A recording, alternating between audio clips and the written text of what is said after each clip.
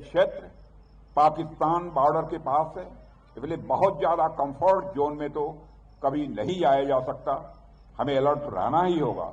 हालांकि अभी कुछ दिन पहले ऑपरेशन सिंदूर के दौरान पाकिस्तान को ठीक ठाक डोज दे दिया गया है। अभिमानी रावण कहता है युद्ध आदि की चिंता मैं नहीं करता हूं। हमारे chief of army staff general Upendra Dwivedi, defence secretary Shri Rajesh Kumar Singh, Indian army के सभी कमांडर्स एवं अन्य अधिकारीगण और मेरे बहादुर जवानों, आज जैसलमेर में आप सभी अधिकारियों और जवानों के साथ बड़ा खाना में शामिल होने का मुझे अवसर प्राप्त हुआ है। इससे मुझे सुखद अनुभूति हुई है। साथियों, मैं तो समय समय पर आप सबसे अलग अलग स्थानों पर मिलता ही रहता हूं, लेकिन बड़ा खाना के माध्यम से आप सबसे मिलना हमें हमेशा हमारे लिए एक विशेष अनुभव होता है। और आज का यह अनुभव भी और भी विशेष इसलिए हो जाता है क्योंकि आज हम सब जैसलमेर की वीर भूमि पर यहां एकत्रित हुए हैं। साथियों, जब भी जैसलमेर का जिक्र आता है तो इस शहर की खूबसूरती और यहां की रेत के साथ साथ यहां की वीरता, यहां की बहादुरी की भी चर्चा होती है। यह वही धरती है जहां 1971 में लोंगेवाला का युद्ध लड़ा गया था। जब पाकिस्तान ने लोंगेवाला बॉर्डर पोस्ट पर आक्रमण किया तो उस समय हमारे सैनिकों की संख्या वहां पर भी काफी कम थी, लेकिन जंग में सिर्फ संख्या मायने नहीं रखती है। हमारे सैनिकों की संख्या भले ही कम रही हो, लेकिन उनके साहस में कोई कमी नहीं थी। जब तक अगली सुबह उन तक मदद नहीं पहुंचाई गई, तब तक उन्होंने पूरी रात लोंगोवाल की चौकी को थामे रखा और फिर जब सुबह हुई तो जैसलमेर से उड़ान भरते हुए भारतीय वायुसेना के बहादुर पायलटों ने दुश्मन की टैंकों की कतारों को राख में बदल दिया। साथियों, जैसलमेर की इस धरती ने ऐसे अनेक पराक्रम देखे हैं। यहां की रेत के एक एक कण हमारे सैनिकों के शौर्य की गवाही देते हैं। ऐसे वीर भूमि पर अपने वीर सैनिकों के साथ बैठकर आज मुझे भोजन करने का अवसर प्राप्त होगा। मैं मानता हूं यह मेरे लिए सम्मान की भी बात है और साथ ही साथ हमारे लिए यह गौरव का भी विषय है। साथियों, आप सब तो जानते ही हैं कि बड़ा खाना की यह परंपरा बहुत ही पुरानी है। यह न जाने कितने सालों से चली आ रही है। इस परंपरा को अब तक चलते रहने का कारण यही है कि यह परंपरा हमें एक संदेश देती है कि हम में से चाहे कोई मंत्री हो, कोई अधिकारी हो, फिर कोई सैनिक हो, हम चाहे किसी पद पर हों, लेकिन अल्टीमेटली हम सभी एक ही परिवार के अंग हैं। बड़ा खाना में आप सबके साथ भोजन करना यह भी संदेश देता है कि हम अपने पद से कहीं बढ़कर एक परिवार हैं। साथियों, दुनिया की अनेक सेनाओं में मेस नाइट्स या रेजिमेंटल डिनर्स जैसी परंपराएं देखने को मिलती हैं। वे भी अपने सैनिकों के बीच एकता, अनुशासन और भाईचारे की भावना को मजबूत करने का ही माध्यम होती हैं।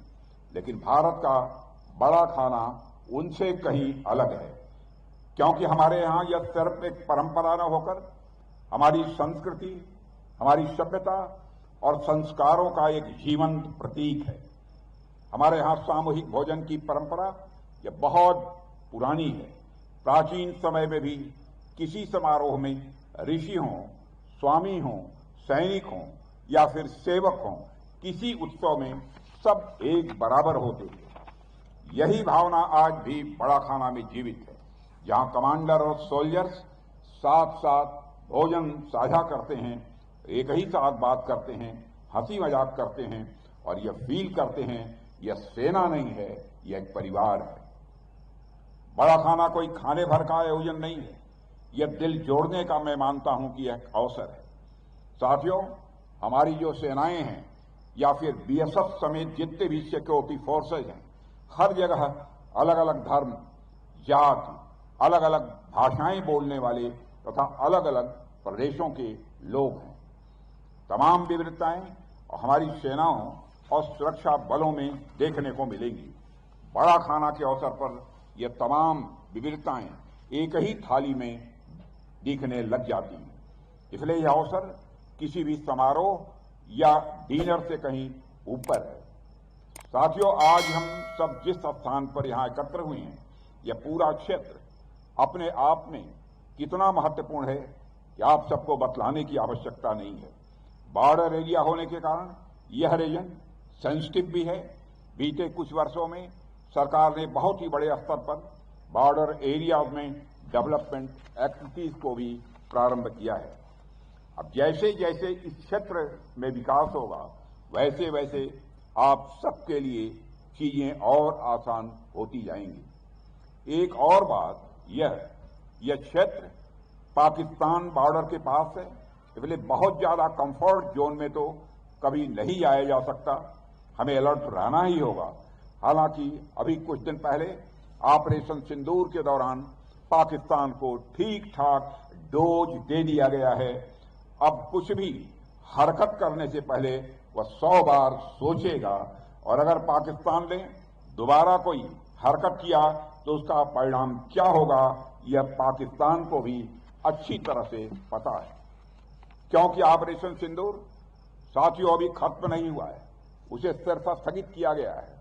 लेकिन फिर भी मैं यह कहूंगा कि हमें हर तरीके से हमेशा अलर्ट रहने की आवश्यकता है।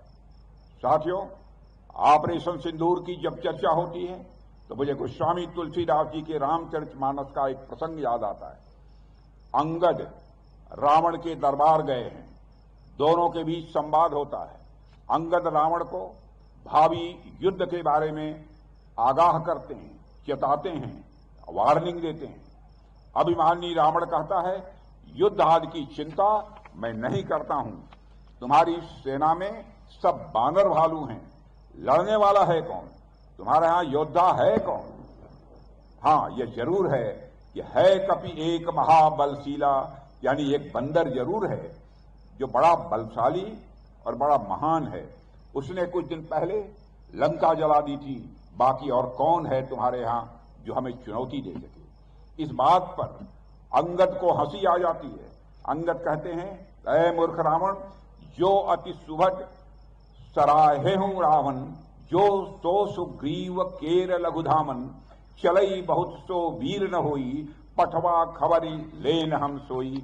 यानी हे रावण, जिसको तुम बहुत वीर और बलशाली कह रहे हो, वे तो कोई वीर नहीं हैं, वह तो बस इधर उधर कूद फांक करते रहते हैं। उसे तो हमने बस खबर लेने के लिए भेजा था और वो लंका का काम तमाम कर गया। तो सोचो, जिस दिन असली योद्धा लोग आएंगे उस दिन तुम्हारी गति क्या होगी। साथियों, ऑपरेशन सिंदूर में भी मैं समझता हूं कि हमारे पायलट्स ने तो बस हाल चाल ही लेना चाहा था और थोड़ी ही देर में उन्होंने पाकिस्तान की यह गति कर दी। कभी उन्हें दल बल के साथ पूरा मौका मिला तो पाकिस्तान का क्या हश्र होगा, यह बताने की जरूरत नहीं है। पर साथियों, हमारे शत्रु चाहे वे बाहरी हों या आंतरिक हों, कभी निष्क्रिय नहीं रहते। वे हमेशा किसी न किसी रूप में सक्रिय रहते हैं। ऐसे में हमें उनकी गतिविधियों पर लगातार पैनी नजर बनाकर रखनी ही होगी तथा उसके अनुसार उचित और प्रभावी कदम भी उठाने होंगे। साथियों, हमारा लक्ष्य पूरी तरह से स्पष्ट है। 2047 तक हमें भारत को एक विकसित और आत्मनिर्भर राष्ट्र के रूप में स्थापित करना है। स्वाभाविक है, इस लक्ष्य की प्राप्ति में हमारी सेनाओं की भूमिका अत्यंत महत्वपूर्ण होने वाली है। आप केवल सीमाओं के रक्षक नहीं हैं, बल्कि इस राष्ट्र के निर्माण के अग्रदूत भी हैं। आपके परिश्रम, अनुशासन और बलिदान का प्रभाव राष्ट्र निर्माण की हर ईंट में दिखाई देता है। आपके मजबूत और युवा कंधों पर एक बहुत बड़ी जिम्मेदारी है। आपको एक ओर हमारी सीमाओं की सुरक्षा का भार उठाना है, तो वहीं दूसरी ओर विकसित भारत की इमारत भी यदि किसी को तैयार करनी है तो आपको तैयार करनी है। मुझे विश्वास है कि लोहे जैसे आपके कंधे इस राष्ट्र निर्माण का भार न केवल सहजता से उठाएंगे बल्कि उसे और सुदृढ़ भी बनाएंगे। साथियों, यह सदी हमारी है आने वाला वक्त हमारा है।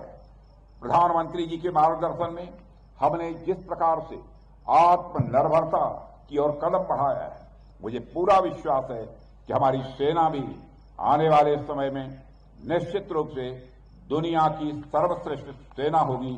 मुझे यह विश्वास है कि आप लोगों के सहयोग से हम इस उद्देश्य को भी जल्द से जल्द प्राप्त कर लेंगे। साथियों, भारतीय सेना की 12 इन्फेंट्री डिवीजन जैसलमेर द्वारा विकसित शौर्य वन को आज देखकर मुझे बेहद सुखद अनुभूति हुई है और स्वयं मैंने अपने को गौरवान्वित महसूस किया है।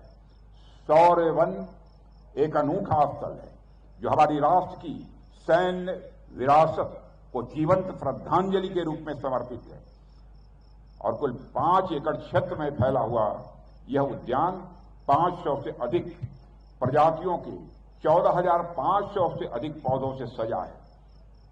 इस स्थल को आपने देखा होगा, इसलिए विस्तार पूर्वक इसकी मैं चर्चा नहीं करना चाहूंगा, लेकिन अपने आर्मी चीफ जनरल उपेंद्र जी द्विवेदी से मैं चर्चा कर रहा था कि सचमुच इस प्रकार के कुछ केंद्र हिंदुस्तान के दूसरे राजधानियों में भी अथवा प्रमुख स्थानों पर स्थापित किए जाने चाहिए।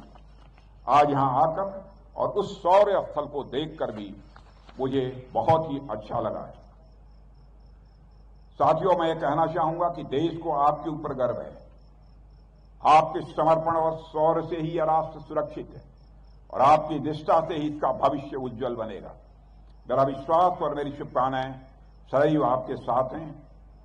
मैं समझता हूं कि अब भोजन का समय है और मैं आप लोगों को आपके श्रेष्ठ और उत्तम कार्यों के लिए बधाई देते हुए अपनी बात यहीं समाप्त करता हूं।